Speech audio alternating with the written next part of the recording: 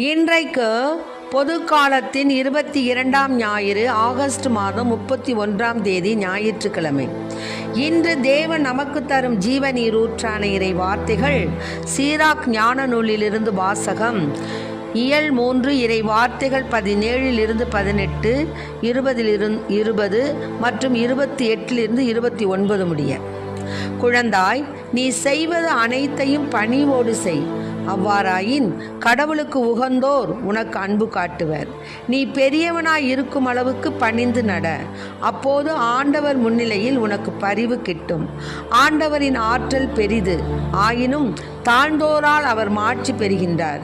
இருமாப்பு கொண்டோரின் நோய்க்கு மருந்து இல்லை, ஏனெனில் தீமை அவர்களுள் வேரூன்றிவிட்டது.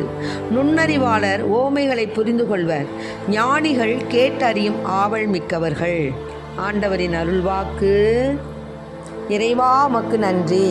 கடல் கடந்து சென்றாலும் தீ நடுவே நடந்தாலும் புயல் சூழ்ந்து எழுந்திடும் காரிருளை நீ கடந்திட நேர்ந்தாலும்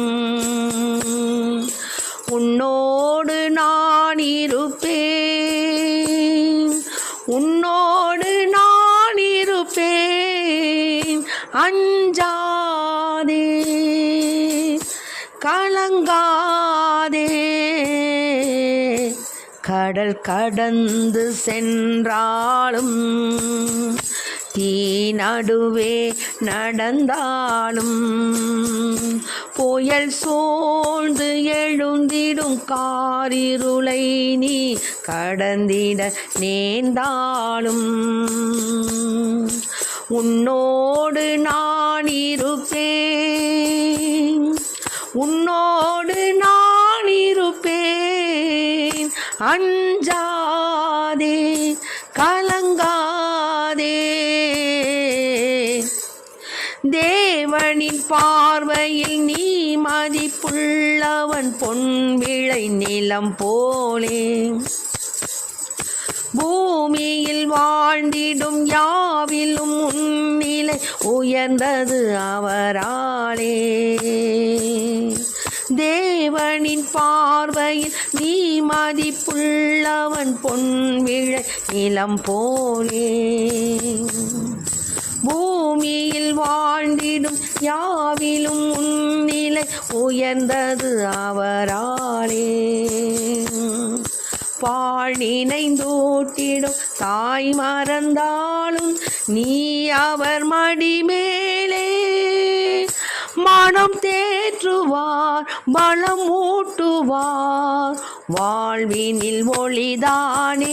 அஞ்சாதே, கலங்காதே.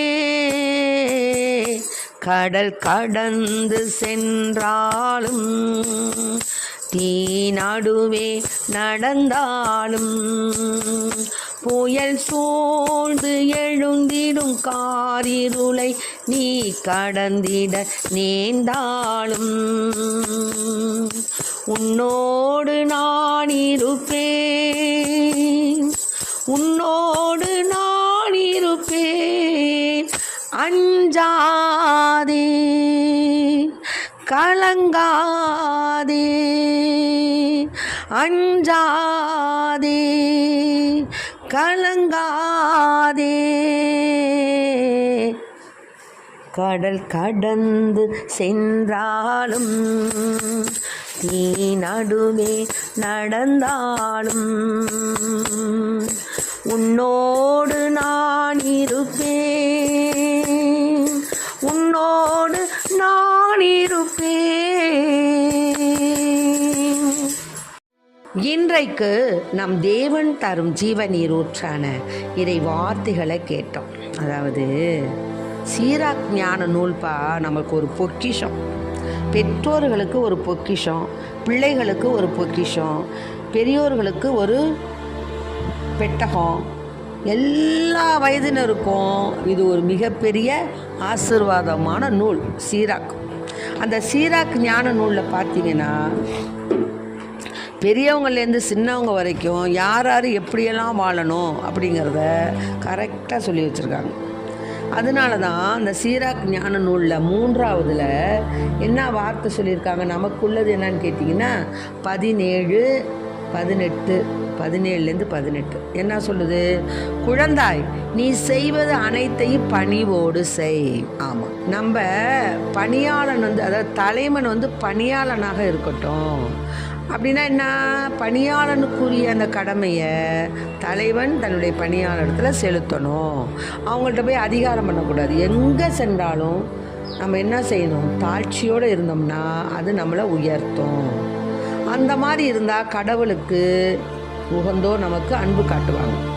நம்ம பெரியவனாக இருக்கும் அளவுக்கு பணிந்து நம்ம நடக்கும். நம்ம எவ்வளவு அதிகாரியாக உயர்ந்தாலும் நம்மளுடைய நடத்தையெல்லாம் பணிவாக இருந்துச்சுன்னா மக்கள் நம்மளை போற்றுவாங்க. அதைத்தான் இங்கே சொல்கிறாங்க. அதன் பிறகு இந்த 18வது வார்த்தை, உயர்ந்தோர் புகழ் பெற்றோர் பலர் உள்ளனர், ஆயினும் நீ பெரியவனாய் இருக்கும் அளவுக்கு பணிந்து நட, அப்போது ஆண்டவர் முன்னிலையில் உனக்கு பரிவு கிட்டும். பார்த்துக்க, அந்த நம்ம பணிவுள்ளவனா நடக்கும்போது யாருக்கிட்ட நம்மளுக்கு பரிவு கிடைக்குது?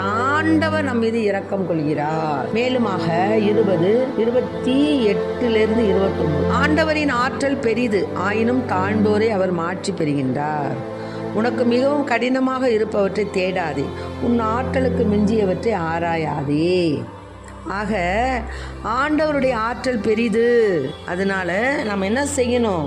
தாழ்ந்தோராக இருந்தால் நம்ம அவருடைய மாட்சியை நம்ம பெற்றுக்கொள்ளலாம். இன்னுமாக 28லேருந்து 29 என்ன சொல்லுதுன்னா, இருமாப்பு கொண்டோரின் நோய்க்கு மருந்து இல்லை.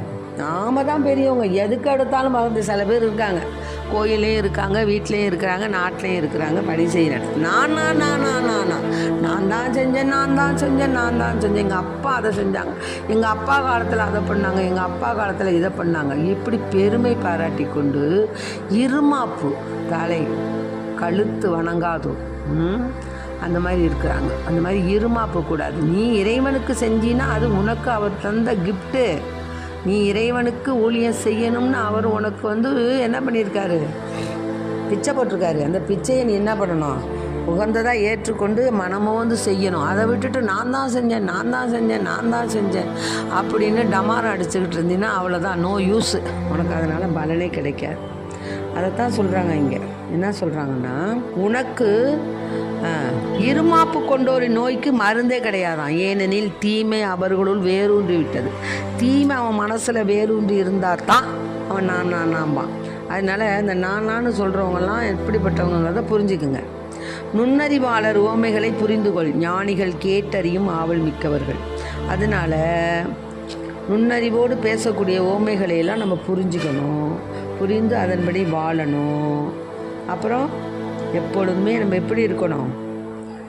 பணிவு உடையவர்களாக இருக்கணும். இருமாப்பு பலரை நெறி பிறல செய்யுது. அதனால் இருமாப்பாக நம்ம எதுவுமே சொல்லக்கூடாது, செய்யக்கூடாது. நமக்கு அப்பாற்பட்ட செயல்களை தலையிடக்கூடாது. எளியோருக்குத்தான் ஆண்டவர் தம் மறைபொருளை வெளிப்படுத்துகிறார். அதனால் ஆண்டவருடைய ஆற்றல் பெருசு. அதனால் நாம் எப்படி செய்யணும்? இறைவனுக்கு ஏற்புடைய பிள்ளைகளாக வாழணும், பணிந்து வாழணும், பணிவுடையவர்களாக இருக்கணும், எல்லாவற்றிலும் பணிவுடையவர்களாக இருக்கணும். பெரியவனாக இருக்கும் அளவுக்கு நம்ம பணிந்து நடக்கணும். ஆண்டவர் முன்னிலையில் அப்போ தான் நமக்கு பரிவு கிடைக்கும்.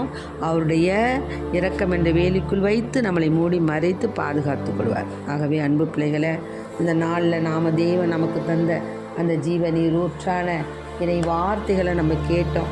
எப்படியெல்லாம் நம்ம வாழணும், எப்படியெல்லாம் நம்ம இருக்கணும், நம்முடைய வாழ்க்கை எப்படிப்பட்ட ஒரு பணிவு நிறைந்த வாழ்க்கையாக இருக்கணும், கடவுளுக்கு முன்னதாக நம்ம ஏற்புடைய வாழ்க்கையை நடத்தணும் அப்படிங்கிறதெல்லாம் அழகாக சொல்லியிருக்காங்க.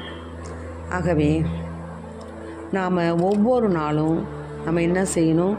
தேவனுக்கு ஏற்புடைய பிள்ளைகளாக வாழ்ந்து இறைவனுக்கு ஏற்புடைய செயல்களெல்லாம் செய்து 100 விழுக்காடு இறைவனுக்கு பிரியமுள்ளவர்களாக வாழ வரம் கேட்போம். ஆமென். Praise the Lord. மரியே வாழ்க.